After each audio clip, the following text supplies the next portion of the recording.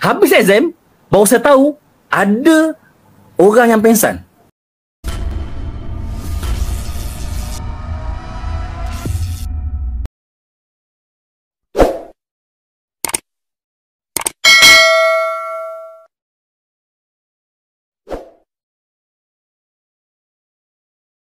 Saya dulu sebelum saya terlibat dalam bidang kewangan ni, sebenarnya saya terlibat dalam bidang kewangan dah lama.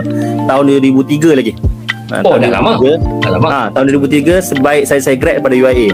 Dan saya masih ingat lagi, masa tu buku kewangan pertama saya baca dalam bahasa Melayu ialah buku Jutawan daripada Planet Jupiter.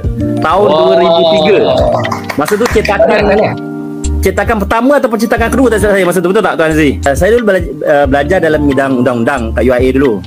Kan, sampai tahun saya masuk UIA tu tahun 1997, zaman reformasi masa tu kan. Masuk di UIA, dan UIA masa tu memang terkenal sebagai pusat reformasi lah kan. Sebab Anwar Ibrahim banyak dia bangunkan kat situ kan. Malah Universiti Islam masa tu UIA tu orang panggil sebagai Universiti Islam Anwar. Saya ingat UIA, Universiti Islam Anwar. Okey. Ini jangan cerita lah, cerita sejarah kan. Tahun 1997 tu, masa zaman reformasi 98, masa krisis ekonomi tu. Dan saya masuk UIA disebabkan saya tak layak nak pergi overseas. Asalnya nak minta overseas sebenarnya. Tahun 97 kan krisis ekonomi. Ingat lagi tak krisis ekonomi Asia, Josoro semua tu. Apply overseas tak dapat, walaupun saya antara best student. Belagak sikit lah. Okey, baik. Kemudian saya masuk ke UIA dalam keadaan saya tak berapa minat pun belajar bidang undang-undang ni sebenarnya. Kan? Sebab kalau lah biasanya kalau orang grad law ni kan, grad bidang undang-undang ni dia akan jadi lawyer kan, jadi magistrate kan, jadi pegawai undang-undang ke yang berkaitan dengan legal lah. Tapi disebabkan saya masuk tu dalam keadaan saya tak berapa minat, tapi alhamdulillah saya habis belajar. Dan masa tahun akhir saya diperkenalkan dengan satu buku, iaitu buku Rich Dad Poor Dad. Itu buku kewangan pertama saya baca, walaupun saya baca tak habis pun. Buku bahasa Inggeris tu. Dan kemudian lepas grad, saya mula bekerja sendiri. Saya pernah meniaga pasar malam, saya pernah meniaga bazar Ramadan, saya pernah buat printing, saya pernah supply buku kat sekolah-sekolah. Masa tu tengah mencari apa aku nak buat ni kan? Dan masa tu juga saya terjebak dalam bidang kewangan ni secara tak sengaja, sebagai ejen takaful. Masa tu itu permulaan. Dan lepas saya jadi ejen takaful tu, dan masa jadi ejen takaful tu secara tak sengaja tau. Secara tak sengaja. Mana kata tak adalah saya plan betul lah. Saya memang kalau tanya ejen takaful, tak ada pun ejen takaful yang memang bercita-cita untuk jadi ejen takaful. Saya terjebak tu sebab saya hantar resume pada senior saya yang bekerja di takaful, di sebuah komuniti takaful ikhlas masa tu. Dan kemudian daripada situlah dia hantar saya punya resume kepada seorang agensi manager. So dari situlah dia panggil saya, dan saya masa itulah saya terjebak dalam bidang takaful ni. Baik, dan kemudian saya baca buku Tuan Aziz Ali, Jutawan daripada Jupiter, sekitar bulan 12 2003.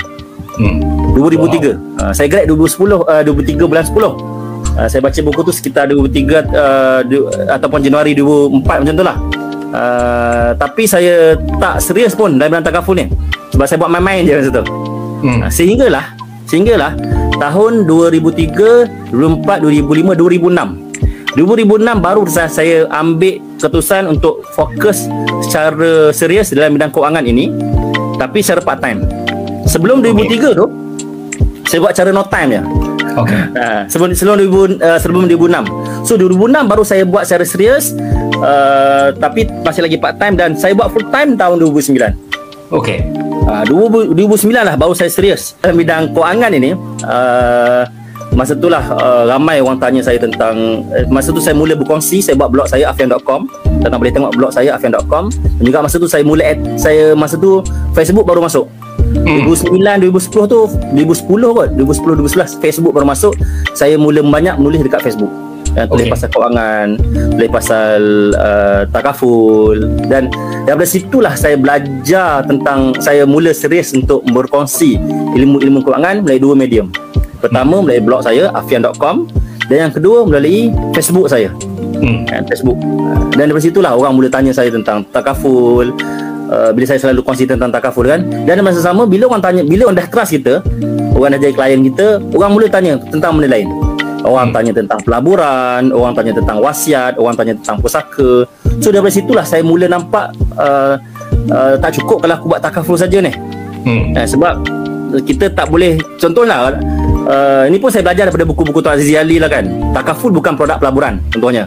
Kan? Takaful bukan untuk simpanan, bukan untuk pelaburan. Walaupun ada kadang-kadang leader senior yang ajar tentang kalau jumpa klien nak pelaburan, bagi takaful. Klien nak persaraan, bagi takaful. Klien nakkan simpanan, bagi takaful. Okey. Semua produk bagi takaful. Saya tak boleh terima. Dan masa tu saya mula serius, saya ambil IFP. Tahun 2011 saya ambil IFP. Saya batch ketiga tak salah saya. Dan masa tu saya ingat lagi masa saya ambil tu kan, dia ada dua kategori pelajar IFP ni. Satu yang normal kan, maknanya dia ambil modul 1, modul 2, modul 3, modul 4. Saya ni jenis malas belajar kan. Nak sambung master pun malas. Dan kemudian saya ambil IFP pun sebab saya nampak peluang kan? Sebab saya dalam bidang kewangan. Sebab bila saya menulis tentang kewangan, orang bertikai, siapa Afian ni?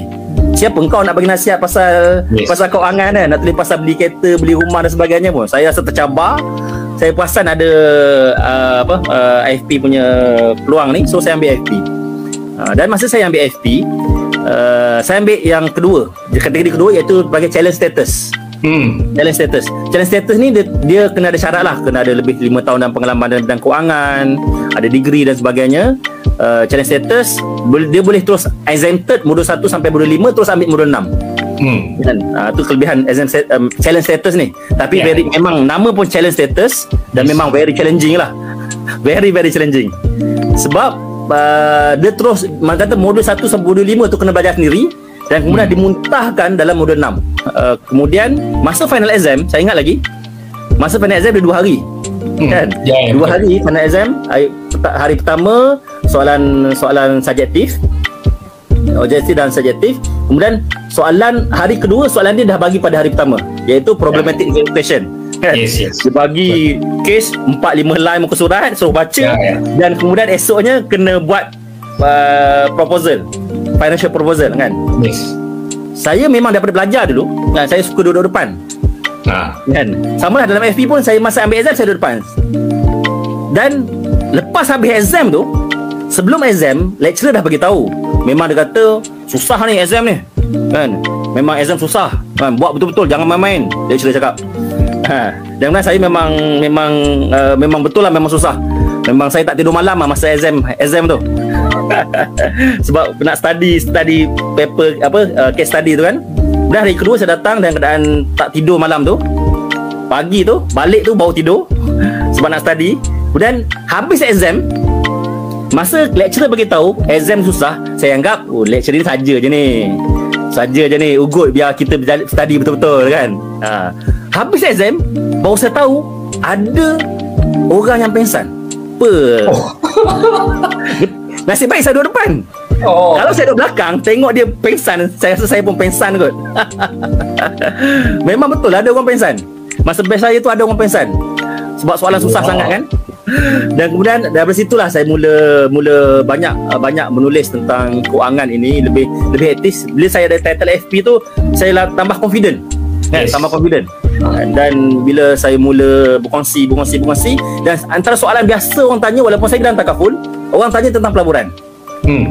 Sebab takaful ni, kalau kita approach 10 orang, 9 orang akan reject.